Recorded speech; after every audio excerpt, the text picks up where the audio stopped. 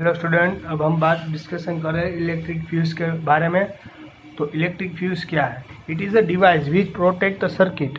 ये ऐसा डिवाइस है जो सर्किट को प्रोटेक्ट करता है and appliances by stopping flow of electric current and in case of short circuit और ओवरलोडिंग। जो ये इलेक्ट्रिक फ्यूज सबसे इंस्ट्रूमेंट है वो सबसे ज़्यादा यूजफुल है, क्योंकि ये जो इलेक्ट्रिक फ्यूज़ है वो हमारे घर में भी यूज़ होता है। कि ज़्यादा पावर अगर हमारे घर में आ जाती है तो ये फ्यूज़ है वो ज़्यादा पावर को क्या करेगा? कट कर देगा। क्या कर देगा?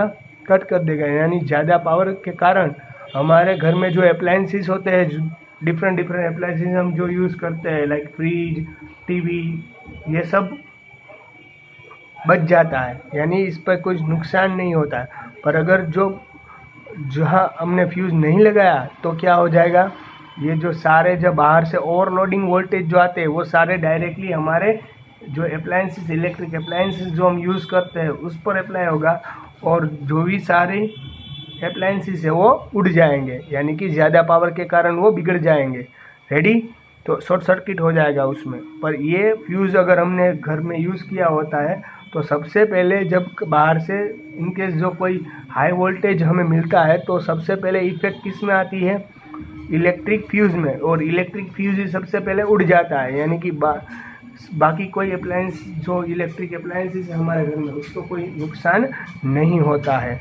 It is a device which protect circuit, यानी कि जो हमारे घर की पूरी सर्किट रहती है उसे प्रोटेक्ट करता है। And appliances by stopping flow, यानी कि अप्लायंसेस में फ्लो जो होता है उसे स्टॉप कर देता है। Electric current in case of short circuit of overloading के कारण जो हमारे घर में जो शॉर्ट सर्किट होती है उससे भी प्रोटेक्ट करता है। रेडी? आई बात समझ में अच्छी तरीके? ये फ्यूज का वर्क क्या है? It is always connect in the series. ये इलेक्ट्रिक फ्यूज को हमें ऑलवेज किससे कनेक्ट करना पड़ता है? सीरीज से। किससे? सीरीज से। हमारे घर के जो सारे अप्लायंसेस होते हैं उसके साथ इस फ्यूज को हमें कैसे सीरीज में कनेक्ट करना होता है। It is always connected in series. Ready? ये हर ऑलवेज कनेक्टेड होता है सीरीज में। It has a low melting point, यानी it has low melting point. यानी इसका मीनिंग क्या रहता है? Is it low melting point, यानी कि ये मेल्ट होने ज़्यादा जल्दी से मेल्ट हो जाता है। अगर बाहर से समझ लो कि ज़्यादा पावर हमारे घर में आता है तो सबसे पहले जो पावर होता है वो फ्यूज़ के अंदर जाता है, और फ्यूज़ के अंदर ज़्यादा पावर जाने से ये फ्यूज़ ही डिफ्यूज़ हो जाता है। ये डिफ्यूज़ होने से आगे का कोई भी इंस्ट्रूमेंट अच्छी तरीके से नहीं चल सकता है और बंद हो जाता है। यानी कि जो भी हमारे अप्लायंसेस थे, जो भी हमारे इंस्ट्रूमेंट है घर के अंदर, वो सेफ हो जाएंगे। अगर ये बाहर से अगर यानी कि शॉर्ट सर्किट की पॉसिबिलिटी वो कम हो जाएगी। रेडी? इसलिए ये मेल्टिंग पॉइंट लो होता है। मेल्टिंग पॉइंट लो होने के कारण ये जल्दी से मेल्ट हो जाता है। Ready? It is like wire. It is like wire made up of metals or alloys like tin,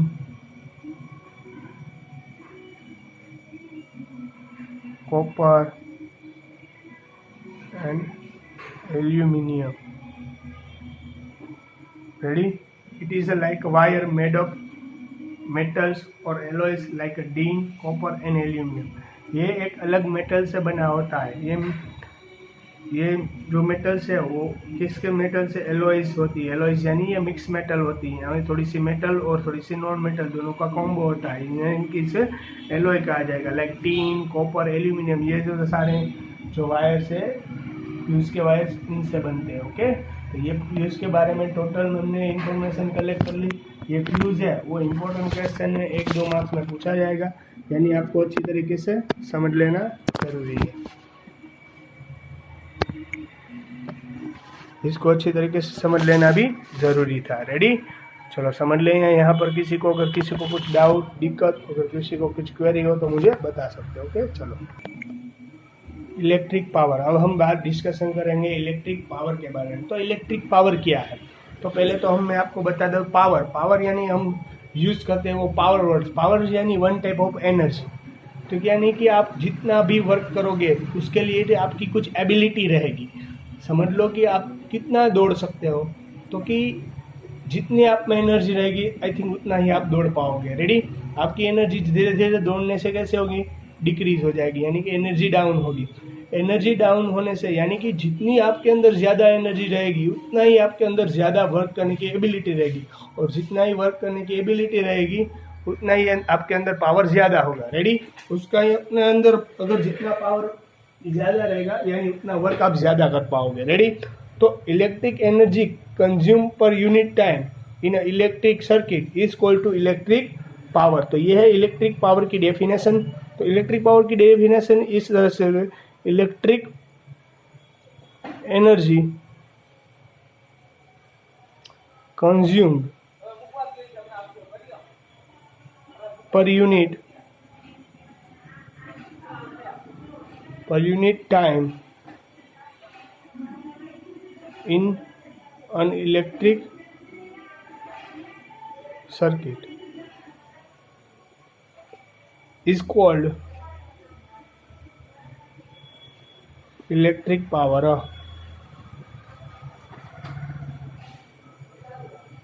Electric energy consumed per unit time in an electric circuit is called to electric power. यानी कि electric power है जो इसकी definition है, definition important है। Electric power का topic important है, ये 2 से या 3 मार्क में पूछा जाएगा, तो आपको ये अच्छी तरीके से समझना भी ज़रूरी है। रेडी? तो इलेक्ट्रिक पावर की ये पूरी डेफिनेशन थी, मैंने जो आपको समझाई। तो इलेक्ट्रिक पावर है तो ऐसा यूनिट है, ऐसा यूनिट ऑफ इलेक्ट्रिक पावर, ऐसा unit of power is watt. Watt है, watt, water, WAT, water, watt, volt नहीं, इसका ऐसा यूनिट है W वाटर, यानी कि पावर का ऐसा यूनिट है W वॉट। रेडी? तो पावर की formula P is equal to W/T भी होगी। क्यों? Ability do the work according to unit time, ability to work at unit time is equal to power, ऐसे भी हम लिख सकते हैं। But in the T time using electric energy work यानी कि हम कितना T टाइम में कितनी एनर्जी यूज करते हैं उसे हम बोलेंगे power. But in T time using electric energy,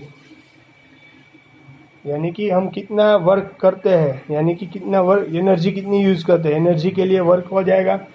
तो आपको मालूम है कि हमने लास्ट फॉर्मूला पोटेंशियल वाली समझी थी, पोटेंशियल वर्क बाय क्यू। यहाँ से मैं वर्क को वेरिएबल बना लूँ, वर्क तो क्या हो जाएगा V मल्टीप्लाई क्यू। यहाँ से वर्क को मैंने वेरिएबल बना लिया तो हमारे पास आ गया P मल्टीप्लाई क्यू। तो यहाँ पर देखो, यहाँ पर इक्वेशन 1 में अगर मैं सब्स्टिट्यूट कर दूँ W is equal to V into Q, तो यह वी क्यू बाई टी हो जाएगा, VQ/T। But we know that variable I is equal to Q/T। हमारे हिसाब से I इज इक्वल टू क्या था? Q/T। ये फॉर्मूला था, इलेक्ट्रिक करंट थी। देखो यहाँ पर PQ/T है, यहाँ पर भी देखो Q/T है, Q/T इसको I लिख सकते हैं ना हम लोग। तो P is equal to IV। तो ये हमारी पावर की फर्स्ट फॉर्मूला रहेगी। यहाँ पर अगर हमें I और V दिया गया होता है, इलेक्ट्रिक करंट और वोल्टेज दिया गया होता है, तो भी हम पावर ढूंढ सकते हैं। रेडी? आई बात समझ? अकॉर्डिंग टू ओम्स लॉ, अब जाएंगे according to Ohm's law. Ohm's law क्या है? ओम्स लॉ क्या है? ओम्स लॉ के हिसाब से हमने डिराइव की थी रेजिस्टेंस वाली formula, R is equal to V/I। चलो हम यहाँ से V को वेरिएबल बनाए तो I मल्टीप्लाई क्या हो जाएगा R, और अगर हम यहाँ से I को वेरिएबल बनाए तो I की फॉर्मूला हो जाएगी V/R। तो हमने यहाँ तक हमने डिराइव की थी। तो यहाँ पर देखो P is equal to IV है, तो यहाँ पर मैं अकॉर्डिंग टू ओम्स लॉ, ये ओम्स लॉ के यूज़ करोगे तो मैं यहाँ पर V की जगह क्या यूज़ कर रहा हूँ? IR। V की जगह क्या यूज़ कर रहा हूँ? IR। तो V की जगह मैं यहाँ पर IR यूज़ कर दूँ, मल्टीप्लाई क्या था I, तो यहाँ पर हो जाएगा P is equal to I square R, P is equal to I square R. Ready, आई बात समझ में। चलो P square is equal to I square R हो गया। तो सब लो कि मैं अब आई की वैल्यू सब्सटीट्यूट करूँ, आई की वैल्यू V अपॉन आर। तो यहाँ पर आई स्क्वायर है, यानी कि यहाँ पर हो जाएगी V square upon R square into R. समझ लो कि यहाँ पर आर स्क्वायर है, यहाँ पर आर है, तो ये आर आर कट, तो फॉर्मूला हो गया V स्क्वायर अपॉन आर। अगर आपके पास रजिस्टर है और आपके पास वोल्टेज है तो भी आप पावर को कैलकुलेट कर सकते हो। रेडी, तो ये पूरी डिराइव कर ली हमने, 3 फॉर्मूला जो पावर की थी 1 बाय 1 हमने डिराइव कर ली। यहाँ में आपको किसी को कुछ दिक्कत या डाउट, अगर कुछ क्वेरी हो तो आप मुझे पूछ सकते हो। रेडी, तो ये 3 पावर की फॉर्मूला है, ये 1, ये 2, और जिस टाइप में आपको मांगा हो तो आप उसे पावर का ऐसे यूनिट वोल्ट है। मैंने पावर की डेफिनेशन भी आपको समझा दी कि ये भी पावर की डेफिनेशन है। यहाँ पर हमारा ये लास्ट टॉपिक भी कंप्लीट हो रहा है। अब मैं जो आपको समझाऊंगा वो है हमारी थोड़ी सी फॉर्मूला। इस चैप्टर में कितनी कितनी की कौन सी सारी फॉर्मूला आती है वो मैं आपको सबको अच्छी तरीके से एक बार फिर से समझा देता हूँ। यानी कि कल से जब हमारा नेक्स्ट लेक्चर जो आएगा उस लेक्चर में हम सारे न्यूमेरिकल्स जो बाकी है वो न्यूमेरिकल सॉल्व कर लेंगे और यहाँ पर हमारे ये चैप्टर खत्म हो जाएगा। ओके, चलो स्टूडेंट, तो आज हम थोड़ा सा डिस्कशन करेंगे फॉर्मूला के चैप्टर नंबर 12 में जो भी सारी फॉर्मूला आते हैं उसके बारे में हम थोड़ा सा डिस्कशन कर दें। Formula of chapter number 12, chapter number 12 के अंदर जो भी फॉर्मूला आती है उसकी डिस्कशन करेंगे हम। सबसे पहले इलेक्ट्रिक करंट।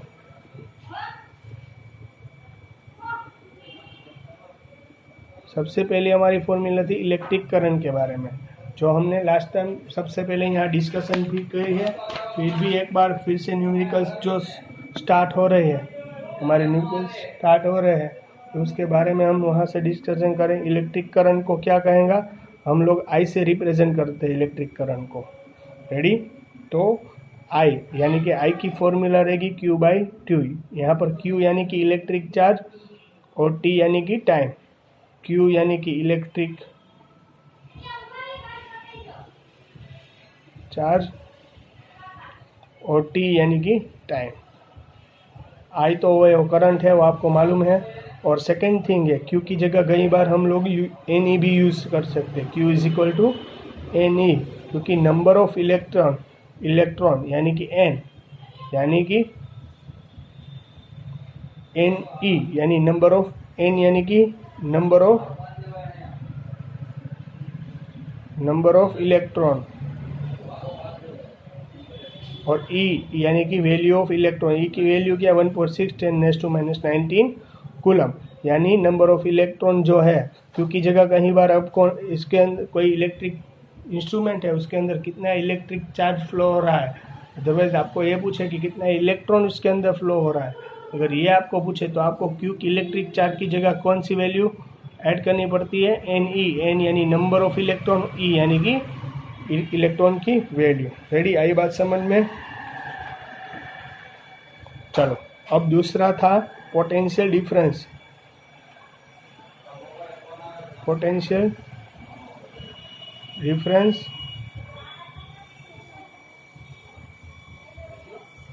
और इलेक्ट्रिक पोटेंशियल।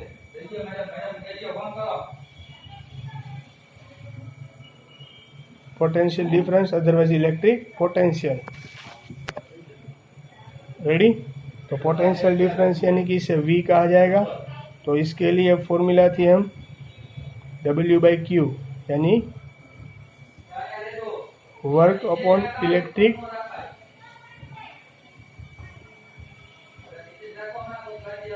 रेडी, आई बात समझ में अच्छी तरीके से। चलो, ये हमारी हो गई सेकेंड फॉर्मूला, ये potential difference otherwise electric potential के बारे में सेकेंड फॉर्मूला। अब मैं लिखता हूँ third formula, Ohm's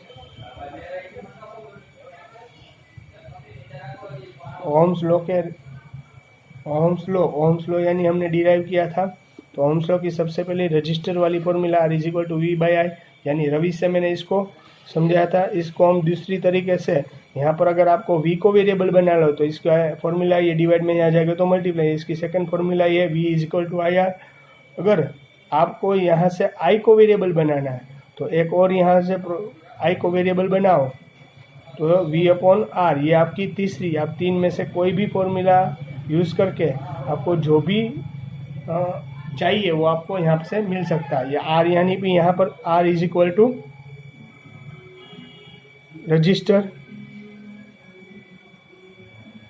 of conductor,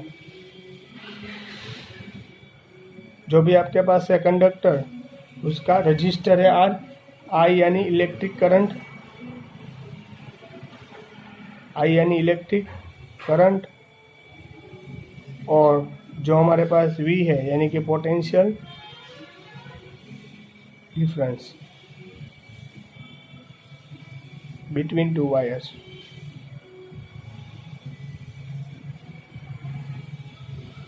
electric potential between two wires, otherwise potential difference. Ready?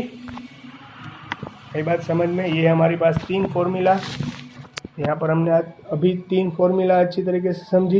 ये तीनों फॉर्मूला न्यूमेरिकल्स में सबसे ज़्यादा यूज़ होते हैं, इसलिए मैंने आपको तीन फॉर्मूला कराई। अभी आगे में सारी फॉर्मूला करवाई, वो भी इतनी यूज़फुल है। ओके, चलो। रजिस्टिविटी यानी इसे हम रो से रिप्रेजेंट कर सकते हैं। रो इज इक्वल टू RA/L, हम इसे रो से रिप्रेजेंट कर सकते हैं। यहाँ पर R यानी रजिस्टर ऑफ वायर, वायर का रजिस्टर है। रेडी? A यानी area of tri section, half section, sorry यहाँ पर cross section of wire. A यानी कि cross section of area of wire, cross section area of wire, यानी कि A क्या है हमारा? A is equal to cross section area of wire, और L है वो है हमारा, यहाँ पर L है और है लेंथ ऑफ वायर, यानी R मिल गया, A मिल गया और A, ये तीनों आपको मिल जाते हैं। रेडी? Length of wire. अब जो फिफ्थ वाली फॉर्मूला है वो मैं आपको दिखाता हूँ। रजिस्टर कनेक्टेड इन सीरीज, अगर रजिस्टर है वो सीरीज में कनेक्ट हुआ, यानी कि R is equal to R1 plus R2 plus R3, तब आपको ये फॉर्मूला यूज़ करनी है। इससे आपको क्या मिलेगी? फाइनल रजिस्टर, यानी कि आपका जो फाइनल रजिस्टर है वो सभी आपके पास, समझ लो कि आपके पास तीन रजिस्टर है, तीन से ज़्यादा भी हो सकते हैं, हम तो यहाँ पर तीन की बात कर रहे हैं, तीन से ज़्यादा भी रजिस्टर हो सकते हैं। अगर सीरीज़ में कनेक्ट हुआ, जो रजिस्टर सीरीज़ में कनेक्ट हुआ, तो आप इस फॉर्मूला से हिसाब से कनेक्ट कर सकते हो। और R4 होता रजिस्टर, चौथा रजिस्टर भी होता, तो R1 plus R2 plus R3 plus R4 से भी आप कर सकते हो। रेडी? चलो, अब हमारी आएगी 6 formula. Register sir connected into parallel. अगर हमारा जो रजिस्टर है वो पैरेलल कनेक्ट हुआ तो हमारा फाइनल रजिस्टेंस है वो क्या जाएगा, कैसा हो जाएगा? 1/R1 plus 1/R2 plus 1/R3। आगे बात अच्छी तरीके से समझ में। ये हो गया हमारा थर्ड, ये हो गया हमारी 6 फॉर्मूला। हमारी 7 फॉर्मूला है इलेक्ट्रिक एनर्जी।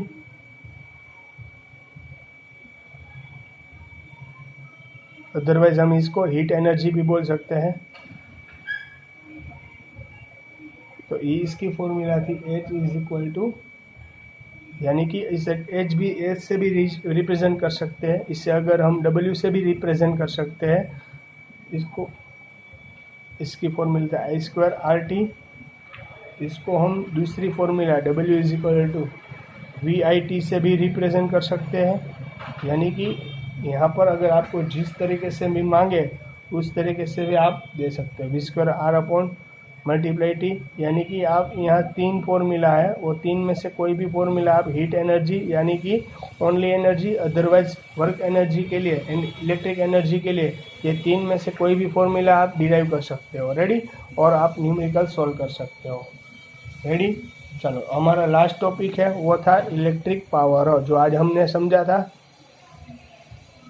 पावर। ये सारी फॉर्मूला आपको होमवर्क में 3 टाइम लिख लेनी है, यानी कि आपको कोई कल न्यूमेरिकल्स जो भी सॉल्व करवाऊंगा वो आपसे इजीली हो पाए। ये पहली फॉर्मूला थी V=P=IV। रेडी? जो हमने अभी भी डिराइव की थी, P=I²R।